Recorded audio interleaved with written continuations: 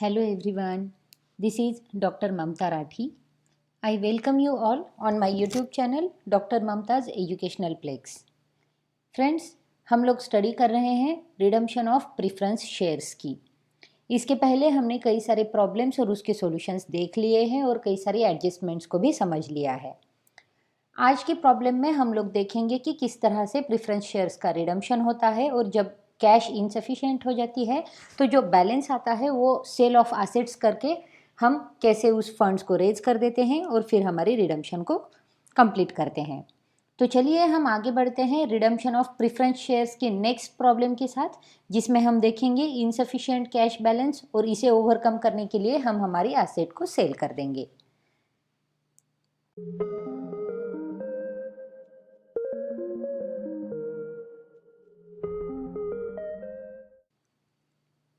सबसे पहले हम हमारी प्रॉब्लम को रीड करेंगे।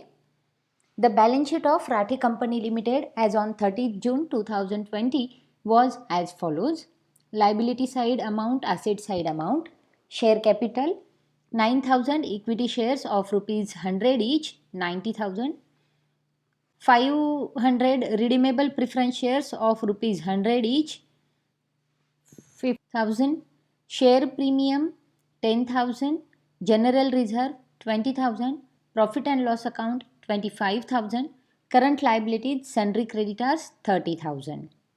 Asset side, fixed assets, land and buildings 1 lakh, plant 30,000, furniture 2,000. Current assets, stock 30,000, debtors 15,000, investments 28,000, bank 20,000. Total of the balance sheet is 2,25,000. On 1st January 2021, the company decided to redeem its preference shares at premium of 5%. Secondly, a fresh issue of 1,000 equity shares of rupees 10 each was made at rupees 12 per share. This was fully subscribed and money duly collected. All the investments were sold for rupees 27,000. Only a minimum reduction was made in the revenue reserves. You are required to give journal entries and show the balance sheet after the redemption is carried out. So friends, हमारे पास balance sheet है और साथ ही साथ कुछ adjustment है। जैसे कि हमें यहाँ पर बताया गया है कि हमारे पास 9,000 इक्विटी शेयर्स है 10 रुपीज़ ईच के, साथ ही साथ हमारे पास 500 रिडीमेबल प्रेफरेंस शेयर्स है 100 रुपीज़ ईच के। अब जो प्रेफरेंस शेयर्स है उसको हमें रिडीम करना है एट प्रीमियम ऑफ 5%, यानी कि हमें प्रीमियम देना होगा हमारी रिडम्पशन पर। हमें ये बताया गया है कि हमें फ्रेश इशू करने हैं 1,000 इक्विटी शेयर्स 10 रुपीज़ ईच के, जो कि फ्रेश इशू होंगे और 12 रुपीज़ पर शेयर से इशू होंगे। इसका मतलब ये होता है कि हम 2 रुपीज़ प्रीमियम में हमारी इक्विटी शेयर को इशू कर देंगे। ये जो न्यू शेयर है वो फुल्ली सब्सक्राइब्ड होगा और मनी भी ड्यूली कलेक्टेड होंगी। ये इन्फॉर्मेशन हमारे पास है। उसके बाद बताया गया है कि जो हमारे पास इन्वेस्टमेंट है करंट एसेट में, वो इन्वेस्टमेंट सोल्ड कर दी गई है 27,000 को। इन्वेस्टमेंट हमारे पास दी गई है एसेट साइड में जो है 28,000 की, जिसे कि हमें सेल कर देना है 27,000 पर। Only a minimum reduction was made in the revenue reserves. Revenue reserve में सिर्फ मिनिमम रिडक्शन ही किया गया है, ऐसे हमें बताया गया है। जैसे कि हम देख सकते हैं लाइबिलिटी साइड में हमारे पास शेयर प्रीमियम है, जनरल रिजर्व है, प्रॉफिट एंड लॉस अकाउंट है, जो कि रिजर्व एंड सरप्लस को डिपिक्ट करते हैं। तो इसमें से जो मिनिमम रिडक्शन है सिर्फ उसी रिडक्शन उसका ही हमें रिडक्शन कर देना है, यानी कि मिनिमम अमाउंट ही हमें यूज़ करनी है हमारी रेवेन्यू रिजर्व में से।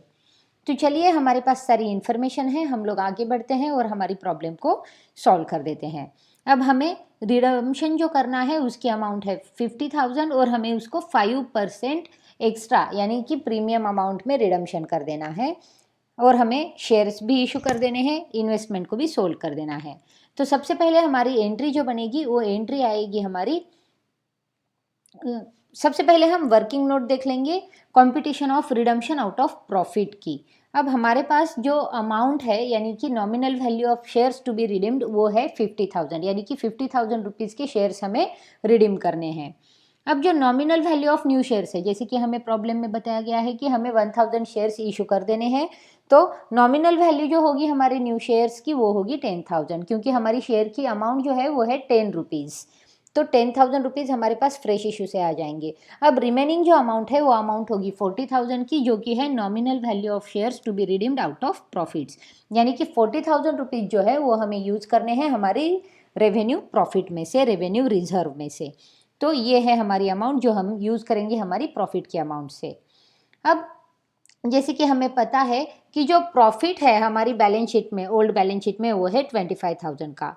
लेकिन जब भी हमें इन्वेस्टमेंट सोल्ड करने की बात कर दी है, तो इन्वेस्टमेंट सोल्ड करने के बाद हमारी प्रॉफिट एंड लॉस अकाउंट में बैलेंस रह जाता है 24,000 का, क्योंकि हमारी जो इन्वेस्टमेंट थी ओल्ड बैलेंस शीट में वो थी 28,000 की। प्रॉब्लम में हमें बताया गया है कि इन्वेस्टमेंट हमें सोल्ड करनी है 27,000 में, यानी कि 1,000 लॉस में हम इन्वेस्टमेंट सोल्ड करते हैं। अब ये 1,000 लॉस जो है वो प्रॉफिट एंड लॉस अकाउंट में सफ़र किया जाएगा, तो प्रॉफिट एंड लॉस अकाउंट का जो बैलेंस था 25,000 वो रिड्यूस होके बन जाएगा 24,000 का। तो अब प्रॉफिट एंड लॉस अकाउंट में हमारे पास बैलेंस है ओनली 24,000 का। अब जो हम देखते हैं कि शेयर प्रीमियम अकाउंट, जैसे कि हमें पता है कि हमें रिडम्शन जो करना है वो रिडम्शन करना है हमें आउट ऑफ प्रीमियम में। तो प्रीमियम जो देना है हमें वो है 5% का। तो 50,000 पर अगर हम 5% प्रीमियम पेड कर देते हैं तो अमाउंट हमारी हो जाती है 2,500। तो अब हमारा शेयर प्रीमियम अकाउंट भी हमारे पास दिख रहा है, साथ ही साथ हमने जो new issue equity shares issue कर दिए थे उसको भी हमने प्रीमियम में इशू कर दिया था। तो देखते हैं हमारी शेयर प्रीमियम का बैलेंस हमारी balance sheet, new balance sheet में कितना आएगा। तो वर्किंग नोट थर्ड में हमने दिया है share premium account as per old balance sheet 10,000, add premium on fresh issue. अब जो 1,000 शेयर्स इशू हो रहे हैं उसके ऊपर ₹2 पर शेयर हमें प्रीमियम मिल रहा है, तो प्रीमियम की अमाउंट हो जाती है 2,000 रुपीज़। टोटल अमाउंट हो जाएगी शेयर प्रीमियम की 12,000 रुपीज़। उसमें से हम रिडम्शन करेंगे प्रीमियम में, उसके लिए हमें लगेंगे 2,500 रुपीज़। तो उसे अगर हम माइनस कर दें तो हमारे पास बैलेंस बचता है 9,500 रुपीज़ का, जो कि हमारा बैलेंस होगा न्यू बैलेंस शीट में। तो शेयर प्रीमियम का बैलेंस 9,500 आ जाएगा। लास्टली हम देखेंगे हमारी बैंक बैलेंस के बारे में। अब जैसे कि हमें पता है कि हमारी बैलेंस शीट में जो बैंक बैलेंस था वो था 20,000 रुपीज़। अब उसी के साथ हमने फ्रेश इशू कर दिया था, तो फ्रेश इशू करने के बाद हमारी बैंक में पैसे आ गए थे, तो हमारी बैंक में न्यू इशू से जो अमाउंट आ गई थी वो थी 12,000 रुपीज़, क्योंकि 1,000 शेयर्स हमने इशू कर दिए थे और 12 रुपीज़ पर शेयर के हिसाब से हमने इशू कर दिया था इक्विटी शेयर। तो अमाउंट जो डिपॉजिट हो गई है हमारी बैंक में वो है 12,000 रुपीज़ की। उसी के बाद हमने इन्वेस्टमेंट को भी सेल कर दिया है, और इन्वेस्टमेंट को सेल करने से भी हमारी बैंक में फिर से अमाउंट क्रेडिट हो चुकी है। तो इन्वेस्टमेंट की जो अमाउंट थी 27,000 रुपीज़ वो भी हमारी बैंक में आ चुकी है। तो अब हमारे बैंक में टोटल अमाउंट आ जाएगी 59,000 की। अब ये जो 59,000 रुपीज़ है उसमें से हमने रिडम्शन दे दिया है। रिडम्शन हमें 50,000 रुपीज़ का देना था, साथ ही में 2,500 प्रीमियम भी पेड करना था, यानी कि total amount paid on redemption है 52,500 रुपीज़। तो इसे हम माइनस कर देंगे तो हमारी बैंक में जो बैलेंस बचता है वो है 6,500 रुपीज़ का, यानी कि हमारी नई बैलेंस शीट में अमाउंट आएगी बैंक अकाउंट में या फिर कैश इन बैंक में 6,500 की। तो हमने वर्किंग नोट्स भी कर लिए हैं, इनिशियल हमारी सारी तैयारियां हो चुकी हैं। तो अब हम करेंगे हमारी जर्नल एंट्रीज। जर्नल एंट्रीज में सबसे पहले हम कर देंगे न्यू इशू, क्योंकि जैसे कि हमें प्रॉब्लम में बताया गया था कि हमें रिडम्शन 2% प्रीमियम में करना है और साथ ही साथ हमें न्यू इक्विटी शेयर्स को इशू भी कर देना है। तो हमारी फर्स्ट एंट्री बनेगी न्यू इशू से bank account debit 12,000, to equity share capital account 10,000, to share premium account 2,000। 1,000 shares 10 rupees each से हमने शेयर्स इशू कर दिए थे, being amount received on equity shares. तो इसी तरह से हमारी न्यू इशू की एंट्री हो चुकी है। देन हमने इन्वेस्टमेंट को सेल कर दिया था, इन्वेस्टमेंट हमने लॉस में सेल कर दी है, 1,000 का लॉस हुआ है हमें, तो उसे भी हमें यहाँ पर एडजस्ट कर देना होगा। तो नेक्स्ट एंट्री जो बनेगी वो होगी सेल ऑफ इन्वेस्टमेंट्स की। तो एंट्री हमारी बनती है bank account debit 27,000, profit and loss account loss on sale account debit to 1,000, to investments account 28,000, being sale of investment. 28,000 की इन्वेस्टमेंट जो थी उसे हमने 27,000 में सेल कर दिया है, और 1,000 जो लॉस था उसे ट्रांसफ़र कर दिया है हमारी प्रॉफिट एंड लॉस अकाउंट को। अब हमारे पास फ्रेश इशू हो गया है, इन्वेस्टमेंट भी सोल्व कर दी है, अमाउंट आ चुकी है, अब हम हमारी रिडम्शन दे सकते हैं। तो नेक्स्ट एंट्री जो बनेगी वो होगी हमारी अमाउंट ड्यू ऑन रिडम्शन की। तो एंट्री है redeemable preference share capital account debit 50,000, premium on redemption account debit 2500 to preference share holders account 52,500 being amount due to preference share holders. तो इसी के साथ हमारी जो अमाउंट है वो ड्यू हो चुकी है। प्रीमियम हमने दिया है, इसके लिए प्रीमियम की एंट्री भी हमने यहाँ पर कर दी है और रिडम्पशन की अमाउंट को ड्यू कर दिया है। अब अमाउंट ड्यू हो चुकी है तो इसको हम पेड कर देते हैं। सो नेक्स्ट एंट्री होगी हमारी अमाउंट पेड ऑन रिडम्पशन की। एंट्री है preference share holders account debit to bank account 52,500। तो इस तरह से हमने ये अमाउंट भी पेड कर दी है और हमारा रिडम्पशन कंप्लीट कर दिया है। Being payment made to preference share holders. अब हमने प्रीमियम दिया था रिडम्पशन पर, तो उस प्रीमियम को भी हमने एडजस्ट कर देना है हमारी शेयर प्रीमियम अकाउंट के साथ, क्योंकि शेयर प्रीमियम अकाउंट एग्जिस्ट कर रहा है हमारी बैलेंस शीट में, और जब भी शेयर प्रीमियम होता है तो हम प्रीमियम उसी में से एडजस्ट करते हैं। तो नेक्स्ट एंट्री होगी प्रोवाइडिंग प्रीमियम ऑन रिडम्पशन की।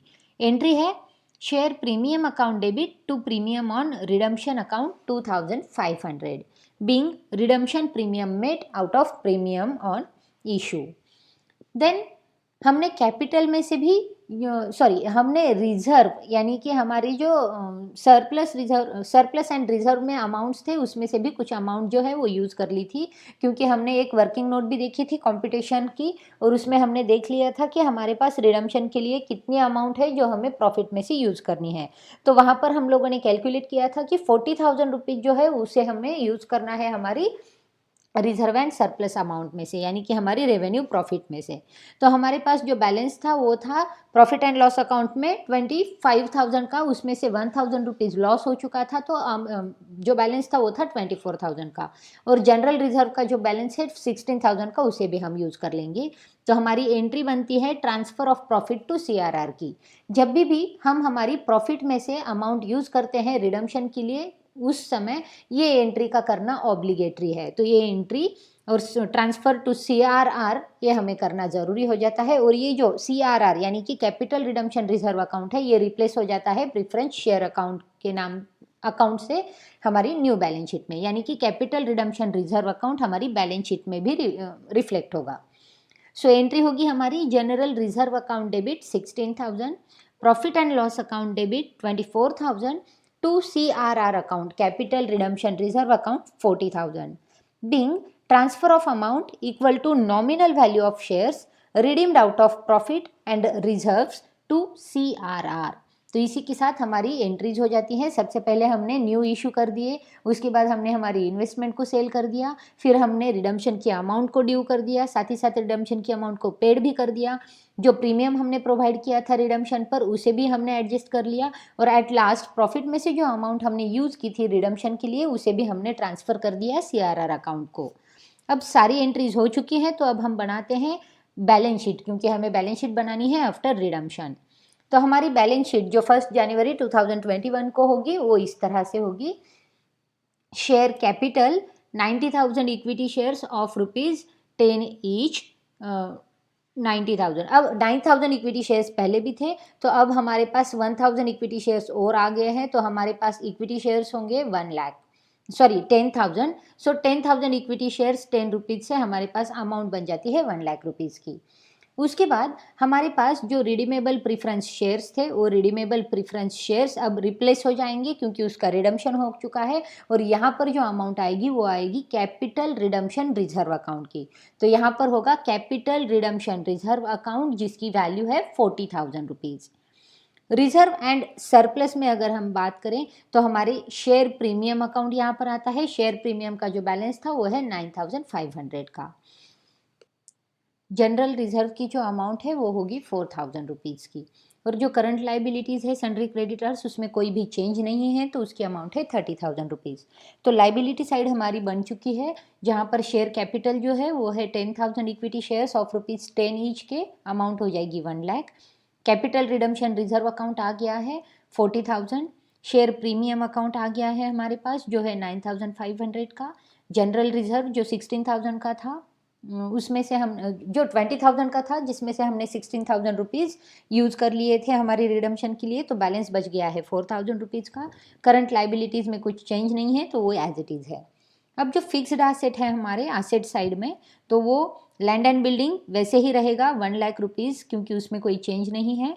प्लांट और फर्नीचर यानी कि फिक्स्ड एसेट में कुछ भी चेंज नहीं है, तो उसे हमने एज इट इज़ रख लिया है 30,000 और 2,000 पे।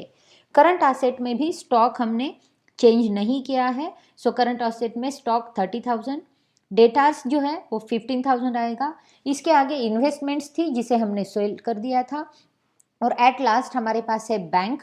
बैंक का बैलेंस जो पहले था वो था 20,000 रुपीज़, लेकिन उसमें अब बैलेंस बाकी है 6,500। ये 6,500 की जो वर्किंग नोट है वो मैंने पहले ही बता दी थी आपको, और वो आप देख सकते हैं जहाँ पर हमने कैलकुलेशन कर दिया था कि हमारी बैंक में पहले बैलेंस कितना था, फिर कितना बैलेंस आया और हमने कितना पेड किया।